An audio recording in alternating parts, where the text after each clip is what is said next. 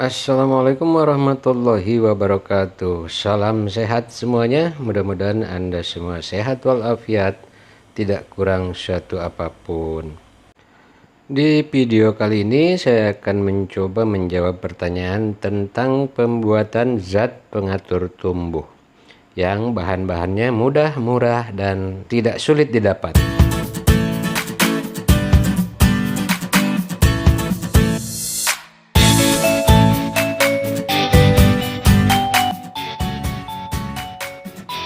Bahan yang pertama adalah air cucian beras, kemudian 5 butir vitamin B1, rebung bambu 50 gram, ini opsional, toge 50 gram, kemudian lidah buaya 50 gram,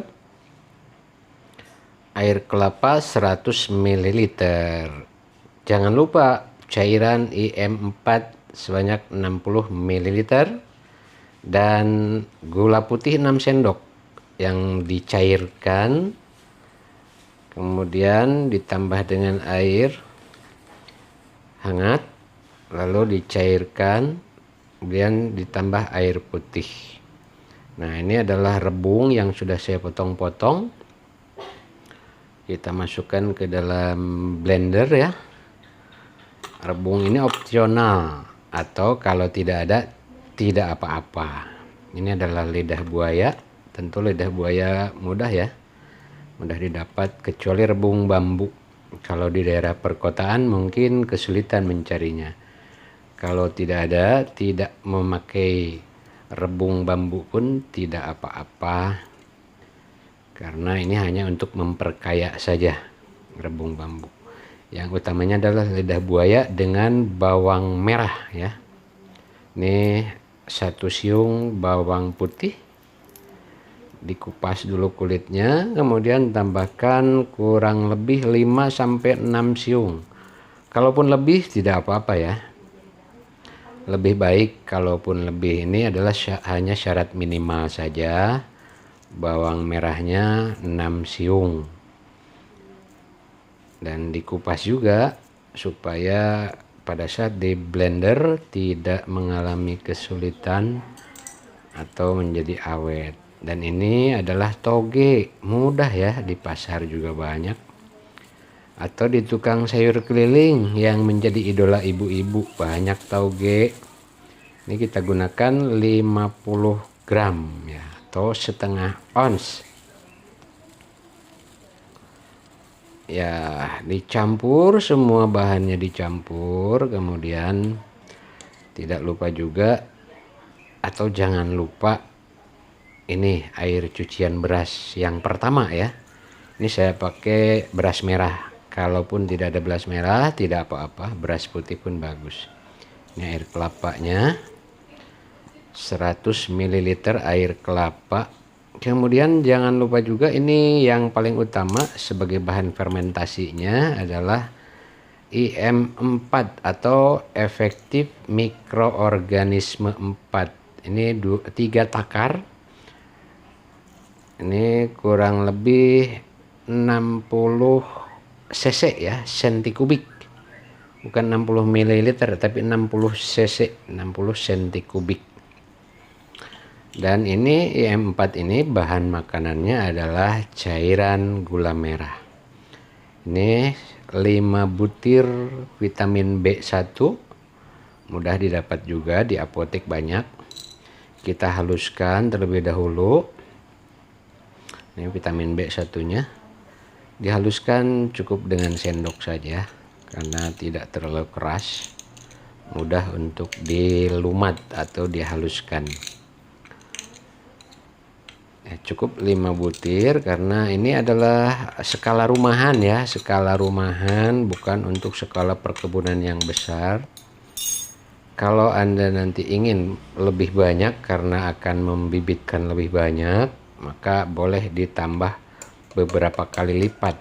Tentu saja dengan komposisi bahan yang sama, hanya beratnya ditambah-tambah, bisa 2 kali lipat atau 10 kali lipat kalau memang banyak.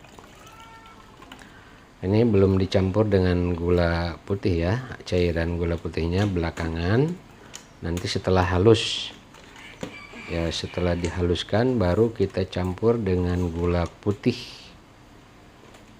atau diberikan cairan gula putih, atau bisa diganti dengan molase.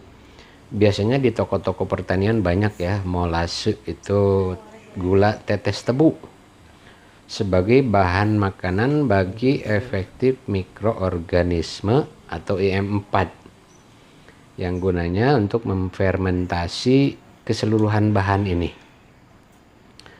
Jadi setelah bahan hancur atau halus yang sudah dicampur dengan IM4, belakangan nanti diberikan cairan gula putih, atau seperti yang saya sebut tadi bisa diganti dengan molase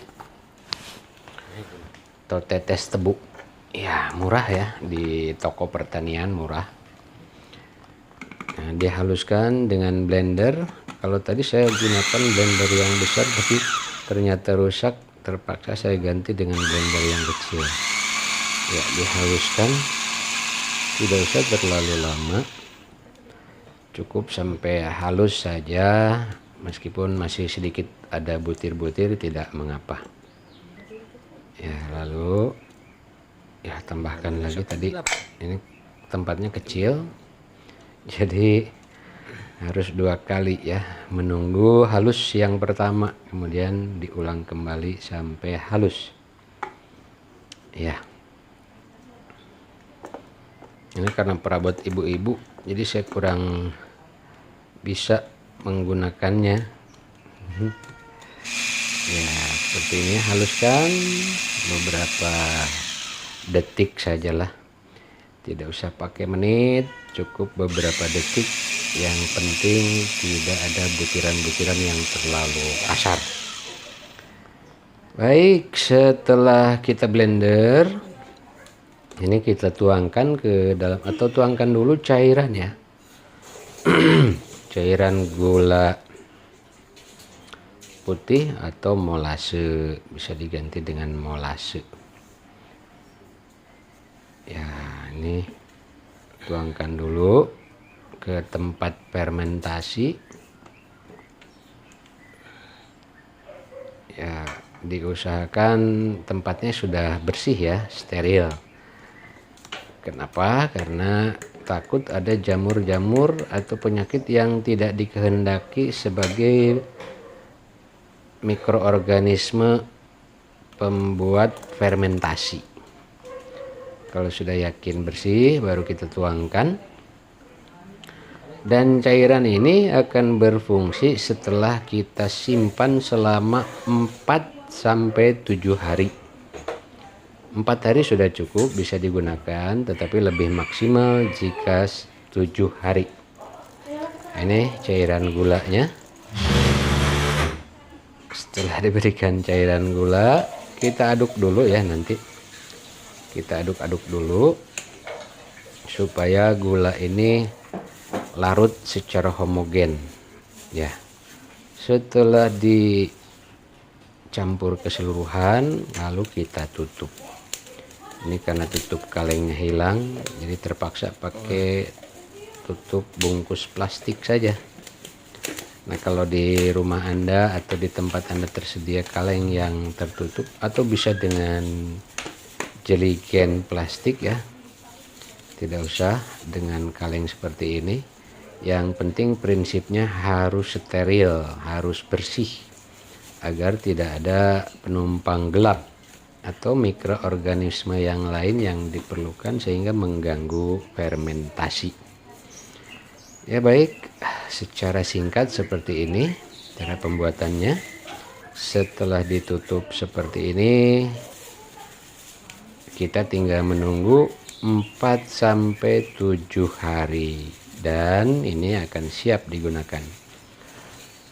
Hasil fermentasi ini sudah saya terapkan dan saya coba, dan alhamdulillah hasilnya dahsyat ya, baik, bagus. Oke, terima kasih. Wassalamualaikum warahmatullahi wabarakatuh.